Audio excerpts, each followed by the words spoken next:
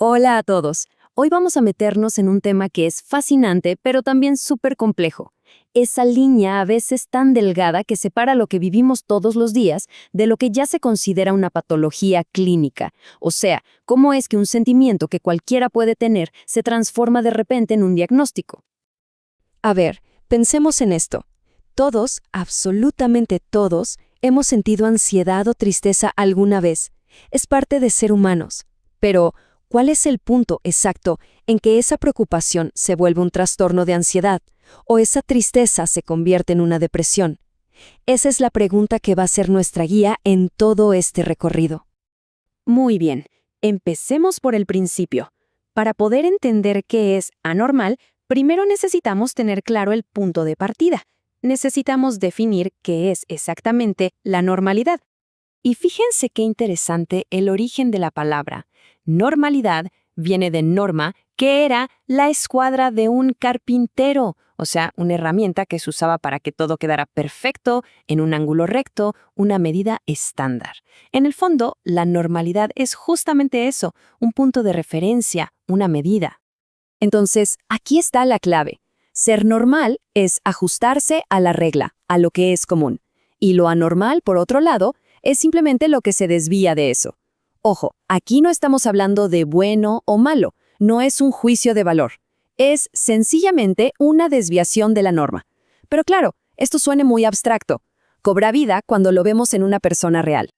Para que esto no se quede en pura teoría, vamos a conocer un caso. Vamos a ver cómo una experiencia bastante común, como el miedo, puede cruzar esa línea y convertirse en algo que te paraliza la vida. Él es Gabriel, un hombre de 62 años con un deseo de lo más normal. Quiere estar en la boda de su hija. El tema es que entre él y ese momento de felicidad hay un obstáculo que para él es gigante, un avión.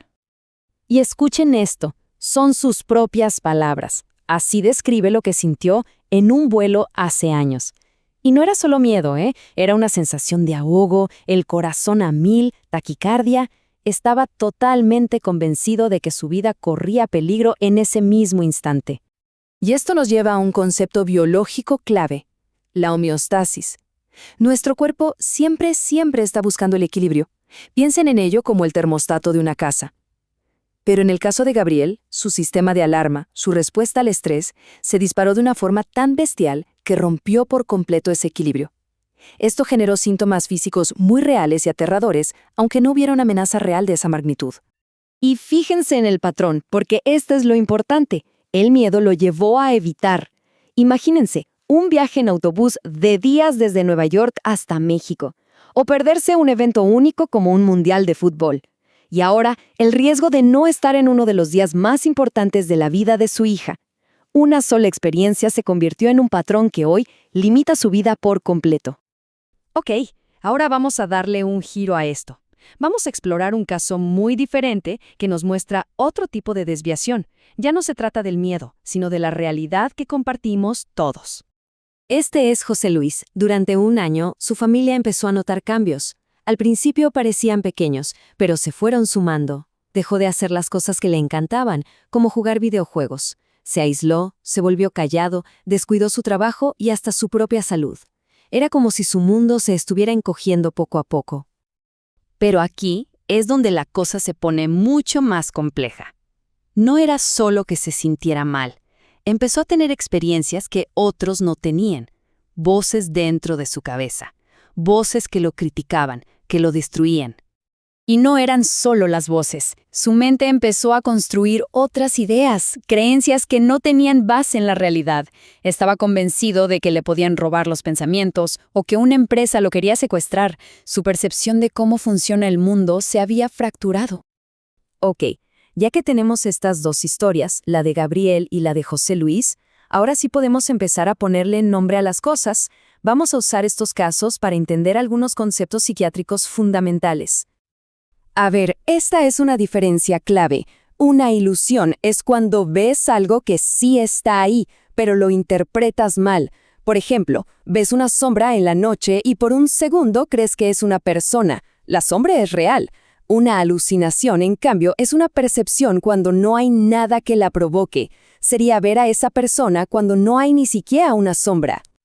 Y ojo, las alucinaciones como las voces que escuchaba José Luis no son solo de oír cosas. No, no, no.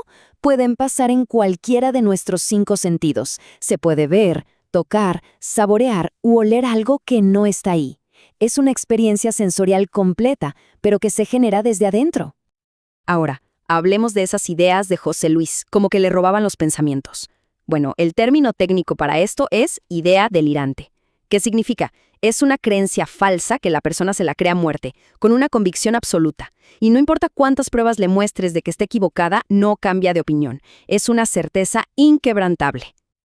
Y estas ideas pueden ser de muchos tipos. La de José Luis, sobre que lo querían secuestrar, encaja en las de persecución. Pero hay gente que cree que es una figura histórica súper importante o que sufre una enfermedad terrible aunque todos los médicos le digan que no. Ok, ahora alejémonos un poco para ver el panorama completo. ¿Dónde encajan historias como la de Gabriel y la de José Luis en el gran mapa de la salud mental? A ver, esta tabla es como un mapa general, solo para orientarnos. Y es súper importante aclarar, no estamos diagnosticando a nadie, ¿eh? Esto es solo para ubicar las experiencias. Por ejemplo, el miedo tan intenso y la evitación de Gabriel, eso podría encajar en la categoría de trastornos de ansiedad. Y por otro lado, lo de José Luis con las alucinaciones y las ideas delirantes, pues se alinea más con el espectro de la esquizofrenia. Este mapa nos ayuda a poner un poco de orden. Y con esto volvemos a la pregunta del principio, pero ya con otra mirada, ¿no? La línea se cruza no solo cuando una experiencia se sale de la norma, sino cuando empieza a causar un malestar profundo o, y esto es clave, cuando afecta tu capacidad para funcionar en tu vida, para trabajar, para relacionarte, para poder llegar a la boda de tu hija. La pregunta final es esa: ¿en qué momento una experiencia deja de ser parte de la vida para convertirse en un obstáculo que no te deja vivir?